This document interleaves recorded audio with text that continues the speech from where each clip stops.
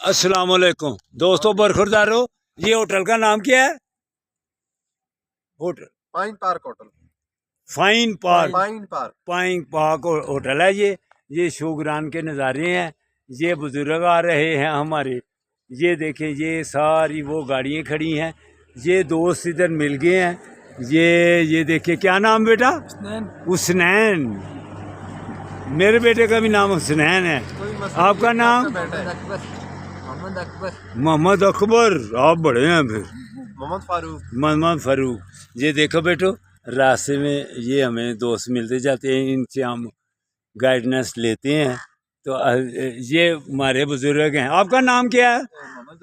मोहम्मद जमान। ठीक हो? हाँ, कूदे चली हो? हाँ, जीपन माशाल्लाह जीपन चलाते, हम पैदल चलता है। हाँ हाँ, हम पैदल। हाँ, तो आप घूम के लिए दे पश्तो बोए, पश्तो मत बोए। हाँ, जिंदाबाद। ये मोबाइल किसने है? ये हुसनैन का मोबाइल है।